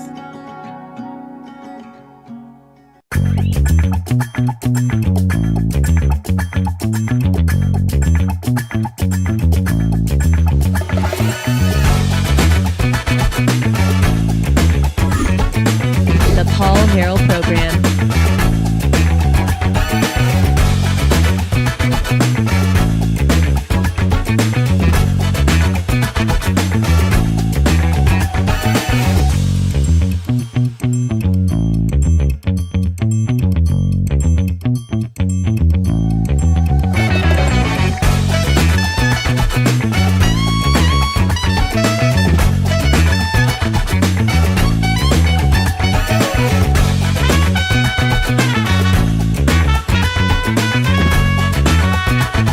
Welcome back to the show. Happy Friday to everybody out there watching the program. So God designed human beings with something called ordered loves. Now, some are uncomfortable with this truth, I guess in like modern contexts. Vice President J.D. Vance isn't. He references this in his speeches, in fact. But the ordering of loves is natural, and all of us do it every day, whether we realize it or not. It's the foundation of civilization. In Christian theology, it's called Ordo Aramus, the, again, order of loves. The idea that love is not random or evenly distributed across humanity in exactly the same way each time.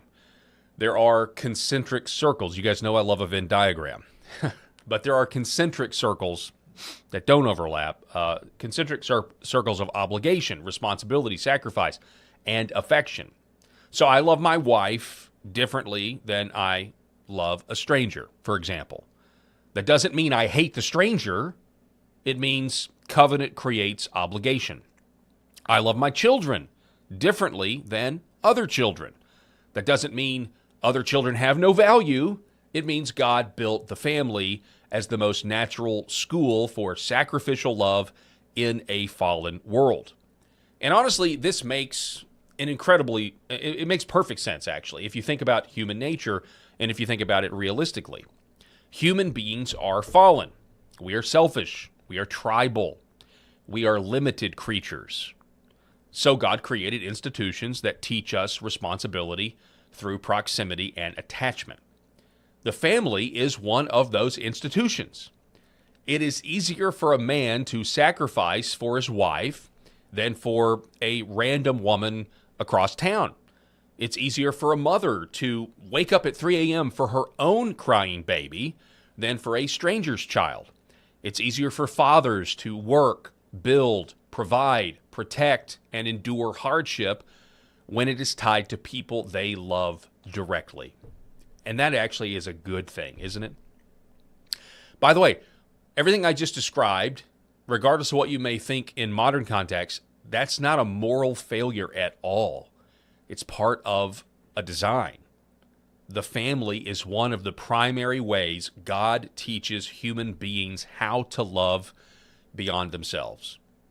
It is the training ground for duty, sacrifice, inheritance, continuity. Civilization itself is built around the family. But if you look at the last 15 years honestly, we kind of try to put emotion aside, but we just look at this honestly. From where I sit, something shifted in large sections of evangelical church culture.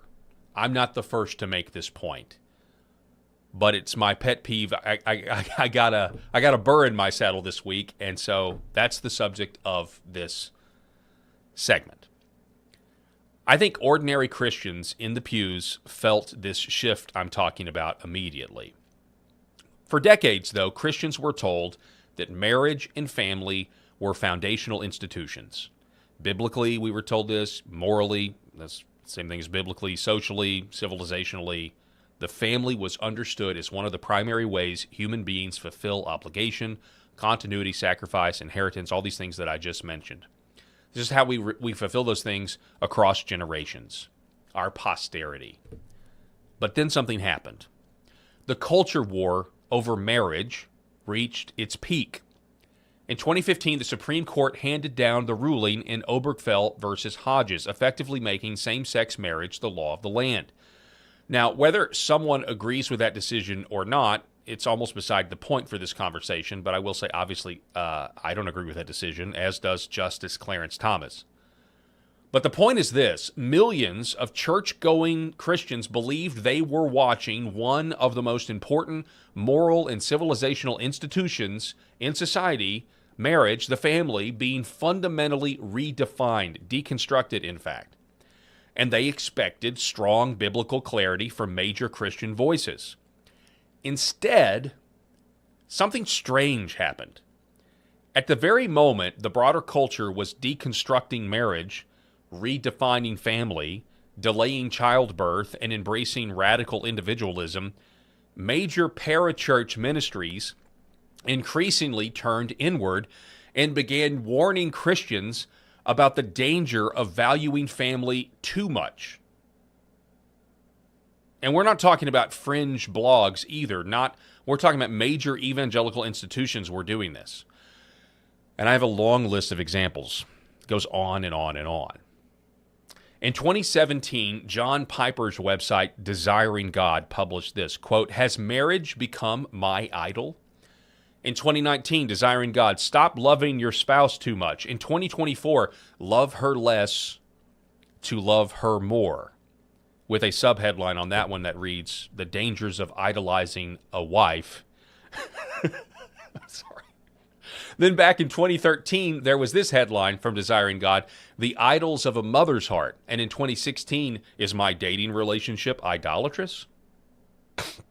Then we move on to the Gospel Coalition. They ran this in 2012, "Worshiping at the Altar of Family." In 2018, "Are we really in danger of making an idol of the family?" Okay, that one thankfully sounds a little bit skeptical, but how about this one from 2018?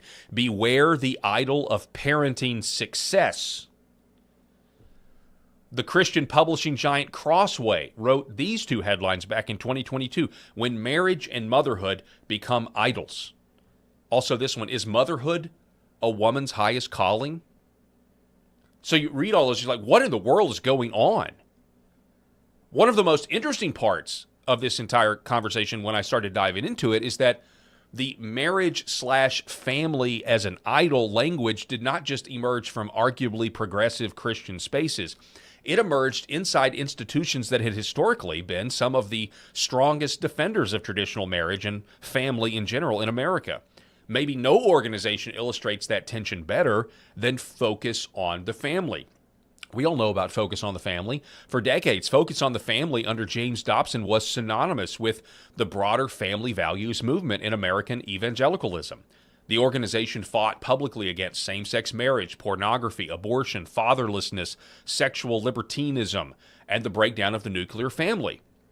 So when parts of the Focus ecosystem later began adopting the language of marriage becoming an idol or children are idols or whatever, it marked a very significant rhetorical shift. The key vehicle for this shift was Boundless. Okay, that's Boundless, Boundless. That's Focus on the Family's young adult ministry aimed primarily at millennials and Gen Z singles. So Boundless focused heavily on singleness, dating, emotional health, vocation, relationships, identity, and navigating modern culture as a young Christian adult. And beginning into the 2010s and early 2020s, the language coming from Boundless increasingly reflected the broader evangelical trend, and boy, is it a trend. We literally just demonstrated that for you. The broader evangelical trend towards warning against deriving your identity from marriage or over-attachment to family roles and viewing marriage as ultimate fulfillment. The clearest example of that was in 2021 from the Focus on the Family Boundless article, quote, When Marriage Becomes an Idol. So what makes this historically fascinating to me, I don't know about you, is the timing of all of this. The same organizational ecosystem that spent decades warning America about the collapse of marriage, declining family structures, and the dangers of the sexual revolution was simultaneously participating in a newer evangelical movement, warning Christians, and you might not be able to call it a movement, but I mean, the articles are everywhere, warning newer evangelicals, they're warning Christians, rather, not to overvalue marriage and family identity.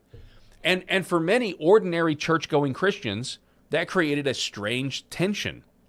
Maybe it was unnamed, maybe you couldn't quite put your finger on it.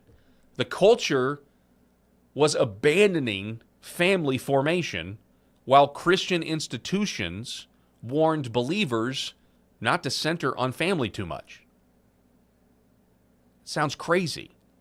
That overlap is a major reason this conversation has become so charged inside modern evangelicalism. It's worth pointing out, by the way, that Focus on the Family's young adult ministry, Boundless, they actually ceased operations as of January 2026 to refocus on its core ministry.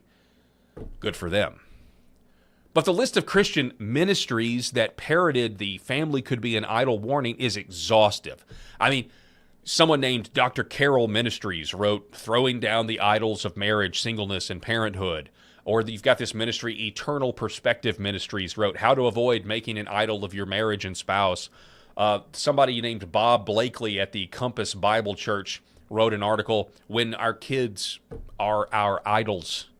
Over and over and over again. If you do a search on this, it will be absolutely exhaustive. And I'm going to be fair here.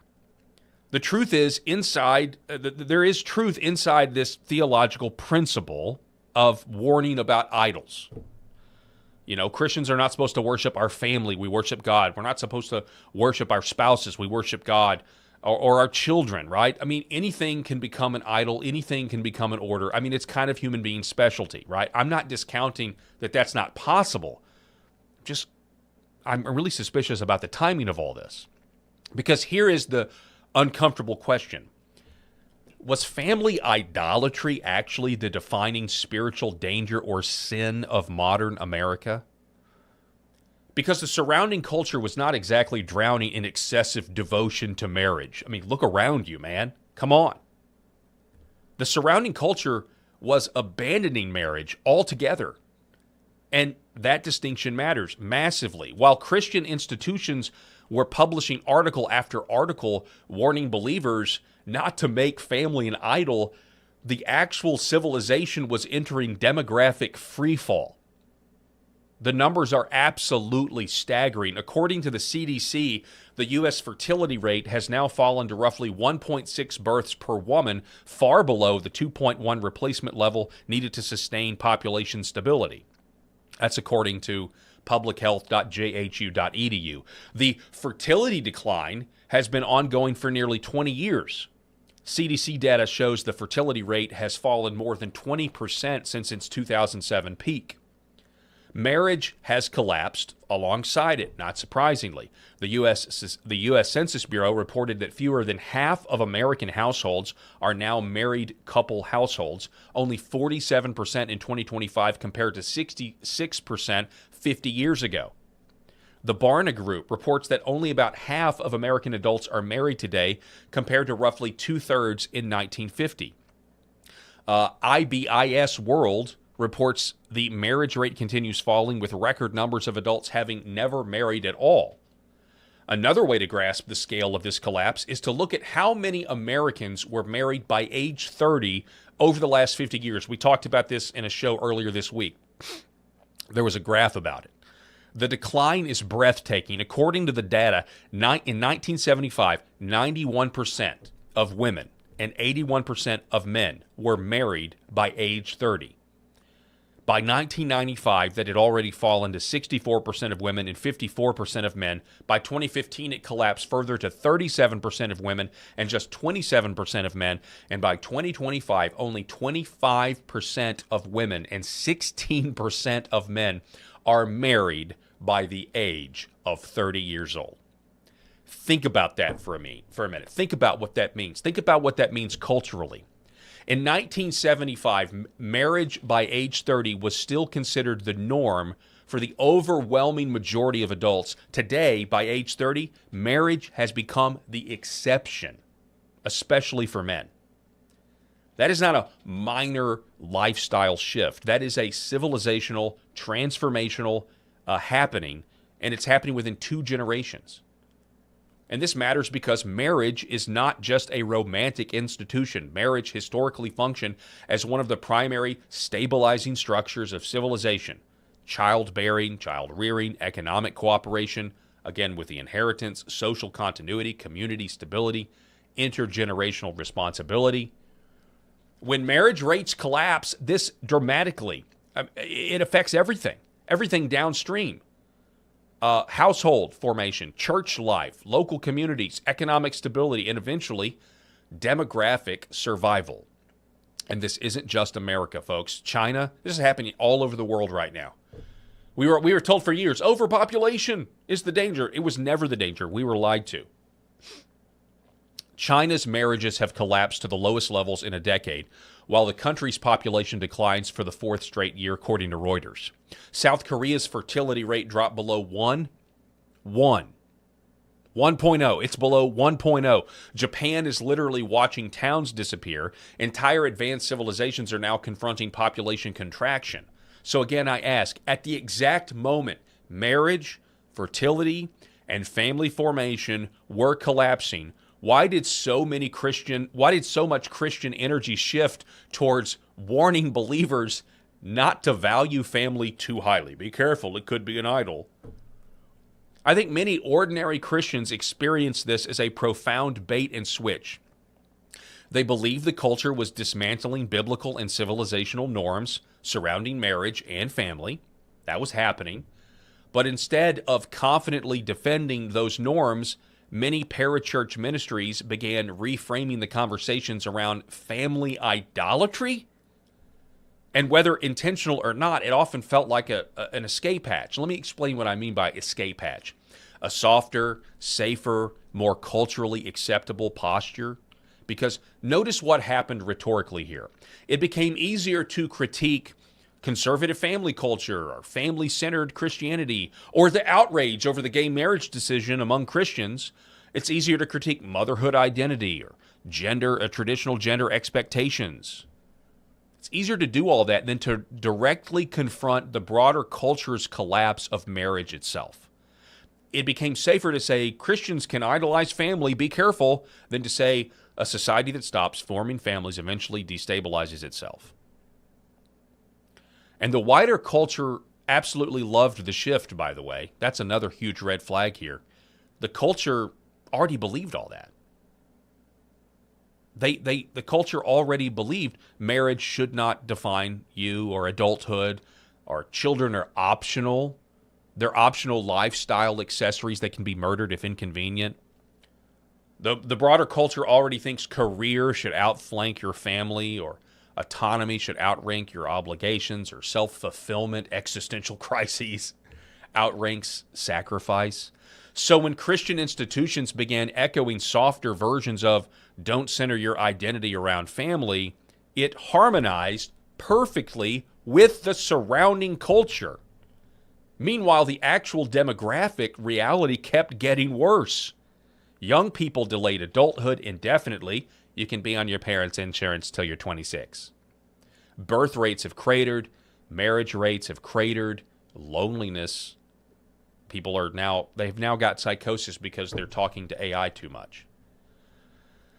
Communities are weakened. And now even economists, by the way, major economists, corporations, supply chain analysts, they're beginning to tell you the truth. Because modern civilization is not self-sustaining right now. They did a press conference earlier this week in the Oval Office about it. It's a little secret. The grocery store, we go, it doesn't just, all those things on the shelf, they don't just happen by magic. The electrical grid isn't maintained by magic. The trucking network is not magic. Global supply chains require millions upon millions of functional human beings, mechanics, engineers, farmers, refinery workers, electricians, cargo ships and the crews, software engineers, nurses, welders, construction workers, truck drivers, you name it. Civilization depends on replacement generations. We need people to do those things, but we got the AI.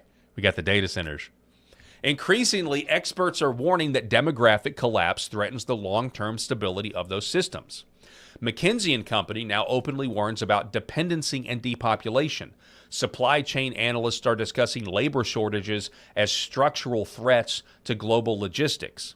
China is already confronting fears that it may eventually lose enough working-age population to undermine its role as the manufacturing center of the world. So this is no longer fringe.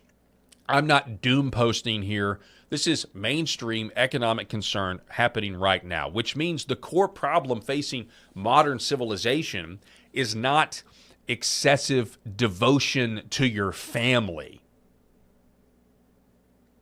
It is the collapse of family formation itself. It's a huge problem.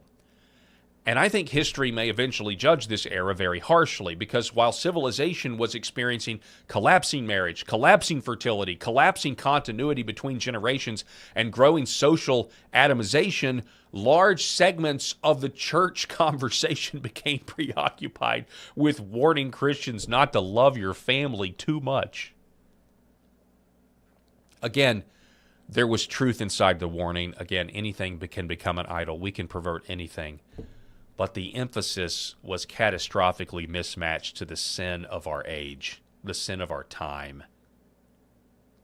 And I actually think it was there to tamp down political organization that could result from the Christians in the pews being organized and going out and doing something. Instead, no, maybe you're idolizing the family too much. You're upset about gay marriage and the family being destroyed. Maybe you're idolizing family too much. So it's a way to turn the criticism inward and cause people to sit on their hands and not do anything about it.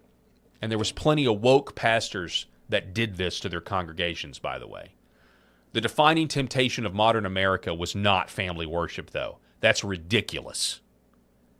But it was said in article after article after article. It was actually radical individualism, teaching generations of people that freedom meant avoiding obligation, that adulthood meant self-optimization, that sacrifice was oppression, that permanence was somehow backwards or restrictive, that children were obstacles when they're our best gift from God. That commitment should always remain negotiable. That was another one. Let's negotiate our commitments. Also, civilizations cannot survive that mentality. We know that. At some point, somebody has to build families. At some point, somebody has to raise children. At some point, somebody has to continue the civilization. And if a society loses the desire to do that long enough, eventually consequences arrive all at once, like we may be experiencing. Could be labor shortages, aging populations, economic stagnation, institutional fragility, collapsing communities, loneliness. I keep coming back to how lonely I think a lot of these people are. Demographic decline, which is exactly where much of the developed world finds itself right now. So I don't know what the solution is exactly. I wrote all this. I was like, what is the solution? Prayer, repentance. The broad Christian church needs some kind of post-mortem here, and I don't mean to say that it's dead, because that's impossible. We know the gates of hell will never prevail against Christ's church, but many people are still waiting for repentance based on how the church in general reacted to COVID and bought so many lies, knowing now the collective reaction to declining marriage rates and the rise of the leftist woke sex religion, which came before COVID. We really shouldn't be surprised it all went down the way it did. That's all I got, though. Repentance and prayer. And maybe let's focus on the family.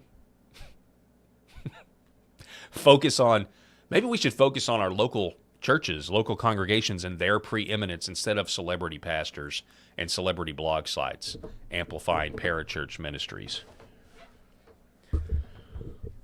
Tell me what you think about this, folks. That was what was on my chest today. America's marriage collapse and decline, really, obviously, bothering me. And in the meantime, we can kind of get a glimpse at our future.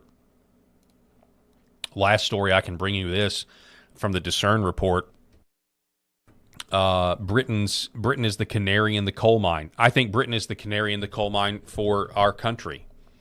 And the fact that, the United Kingdom has these recent elections, and Keir Starmer just wants to ignore them. Keir Starmer is not only trying to ignore the recent elections, this article talks about how Keir Starmer is trying to ignore Brexit, which was the small stones that signaled the avalanche that was coming with the election of President Trump the first time.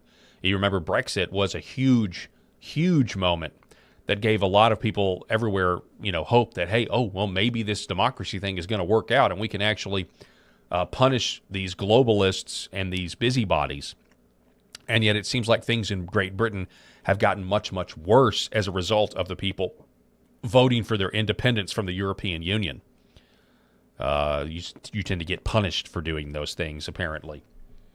Then you have this story from Modernity, Modernity.news. The Telegraph is claiming now that attractive young women are now the new face of the far right. Legacy media is in full meltdown as government bans glamorous activists while ordinary Brits face the consequences. There's a big march this weekend with Tommy Robinson over across the pond. And the Telegraph has published a piece so tone-deaf it reads like self-parody. According to the outlet, the far right is no longer the domain of bald men in boots and tattoos.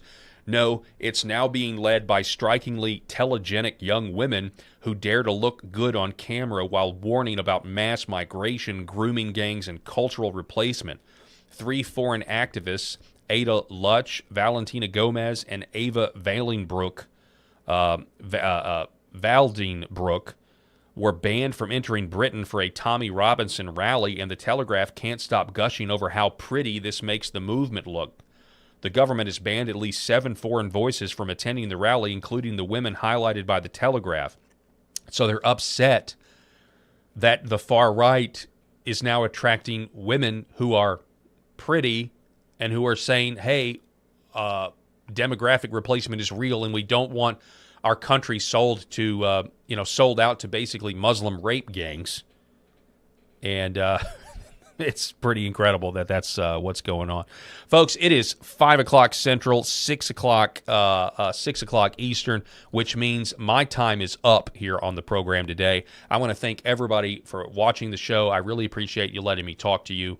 And I want to give a shout-out to our sponsors, Red Vive Health, New Horizon Real Estate, Gateway Sight and Sound, Pet Club 24/7, and Sherrod Chiropractic. Also, go to church. If you don't go to church, find a church that preaches the death, burial, and resurrection of Jesus Christ and his mighty ability to save sinners. If you do go to church, have a blessed Lord's Day, and we will see you on Monday.